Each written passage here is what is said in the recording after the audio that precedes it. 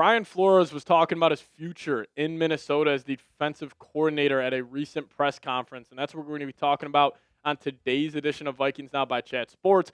My name is Patrick Seatman, and as always, I appreciate all of you guys for taking time of your day and watching today's show. So this is what Flores had to say at a press conference on Tuesday, December 30th, saying, "There has been a lot of talk on my personal situation and next year.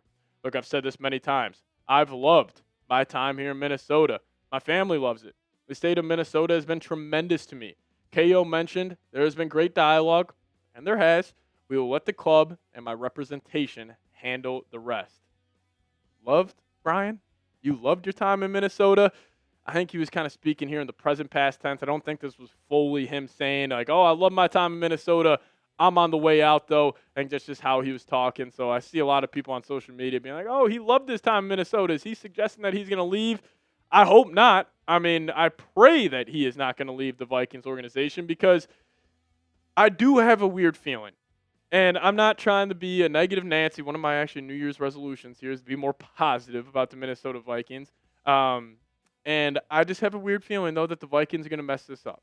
I think he is going to go out. He's going to go get a contract offer from the Cowboys, from the Bengals. They're going to try to pay him big bucks. Maybe not the Bengals because they're one of the more cheap ownership groups. But Jerry, who has been cheap in the past, if he wants one last hoorah, one last kind of, put my stamp on the Cowboys organization, it could be going out there and getting a guy like Brian Flores. But I just have a feeling that the Vikings, maybe the Wolves are going to be pretty cheap, and maybe they won't be able to bring him back. But we'll dive into more here. But you guys, some of your thoughts first. Predict it for me. Will Brian Flores be the DC next season? How are you feeling? Give me a Y for yes. Give me an N for no. You guys, some of your thoughts in the comments section. So Alec Lewis, who was at the Vikings press conference today, shout out to Alec, tweeting this out, saying, Vikings DC Brian Flores deflected questions today about his future, deferred to his representation, wanted the focus to be on the players and the upcoming game. Flores made clear how much he's loved being in Minnesota and with the Vikings and would be grateful to be in head coaching discussions. And as he probably would be grateful. Like, this is a guy, even though we all want him to be the defensive coordinator, like, I would be sick to my stomach if he went and was the defensive coordinator somewhere else because that would just be organizational malpractice by the Vikings. But if he gets a head coaching job, you kind of just got to say to yourself, Flores, you earned it. It's been one of the better defenses in the league. Now, I will say, Brian Flores, and this is kind of how he talks, but vibes did sound a little low during his press conference where I don't know if he was reflecting a little bit, but he definitely did not seem like he was certain he was going to be in Minnesota.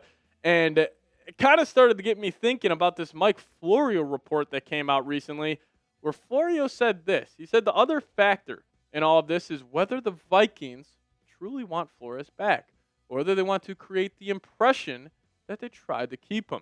As we learned when canvassing high-level personnel with multiple teams about Flores' head coaching prospects in the coming hiring cycle, his Belichickian style hasn't always meshed with Minnesota nice.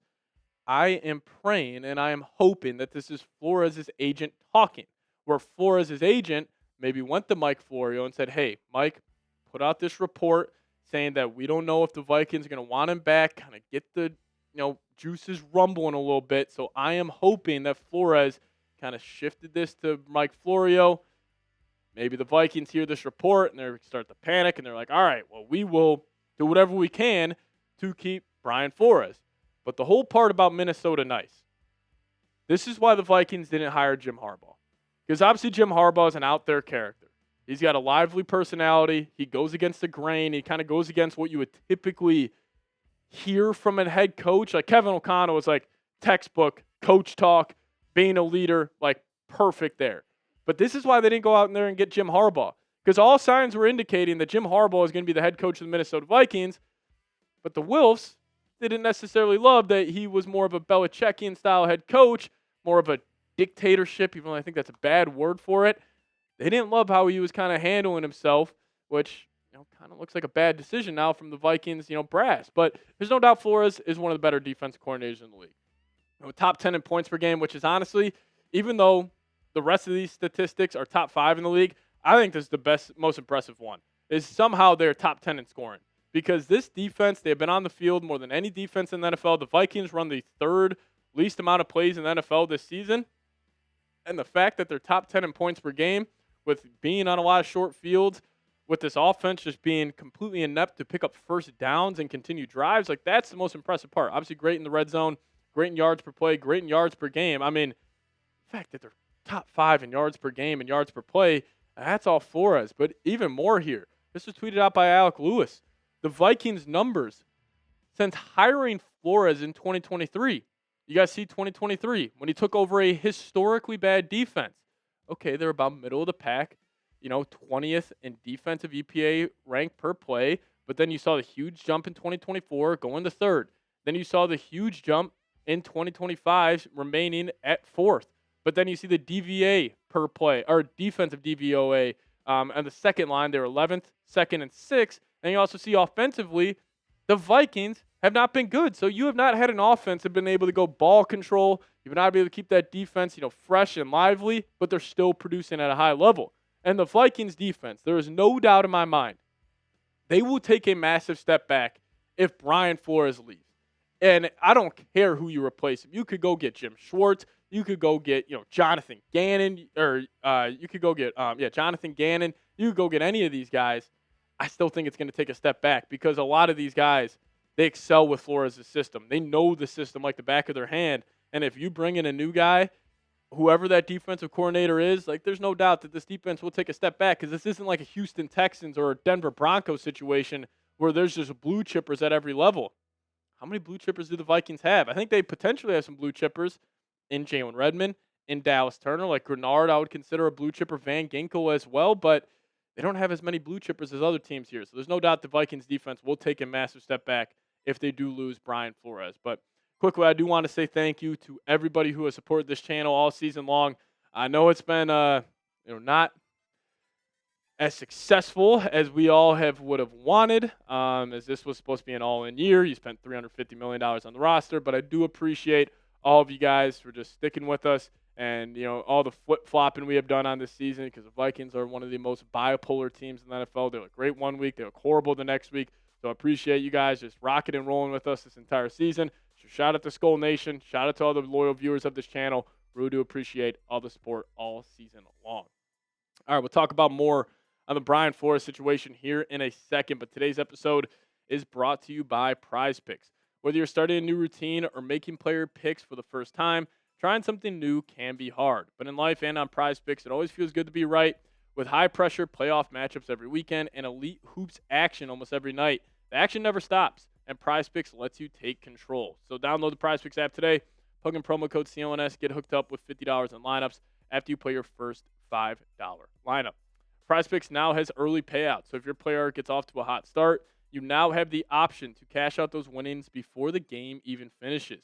Find your community on PrizePicks. With the new social feeds feature, you can share PrizePicks with your friends and copy lineups from winners with one single click. So download the PrizePicks app today, plug in that promo code CLNS, get hooked up with $50 in lineups after you play your first $5 lineup. That's promo code CLNS to get $50 in lineups after you play your first $5 lineup. But shout out to PrizePicks for sponsoring today's show. PrizePicks, it's good to be right. All right, let's talk about the Cowboys situation here because there are a lot of reports out there that are suggesting that Dallas will be trying their best to go out there and acquire Brian Flores. And Mike Florio, want to dive back into this article he put out because he had this to say, saying, but one such team that is lurking is the Cowboys. Dallas seems to be destined to fire defense coordinator Matt Eberflus after a disastrous reunion year.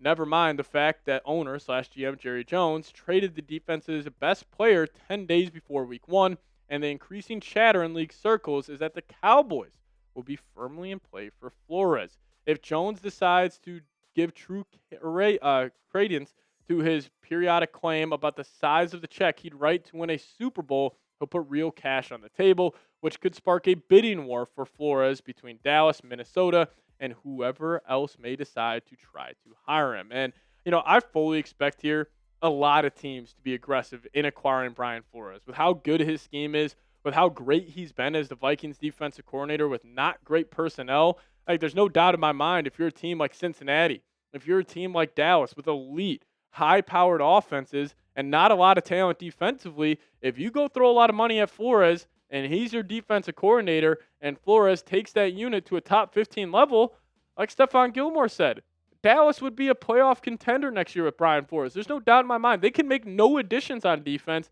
and they will still be a high-level unit. So teams will be aggressive. I will say this, though.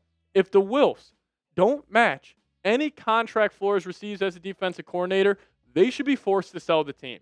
Like, if we go throughout this whole saga this offseason, where Flores goes out there, he gets a massive contract offer from Dallas, from Cincinnati, and then we're sitting there as Vikings fans, and we get the report that, hey, Flores wanted to come back, but they didn't want to match any offer that Flores got from Dallas, from Cincinnati, the Wolves should sell the team, because that is some poverty stuff out of this ownership group, and they have, they pour a lot of money into this organization, but they've also been cheap in certain spots, and I could see them getting cheap with Flores here since he doesn't fall into the Minnesota nice that we know this ownership group, loves to, portray that to the rest of the NFL. So a lot is going on right now in Vikings land, but if you guys made it to the end of today's show, just hit me with a skull down below in the comments section. Appreciate all of you guys watching. It's been a long year, so shout out to all the real ones. Just give me a skull down below if you watch this entire thing. We'll get on out of here. As always, Skull Vikes.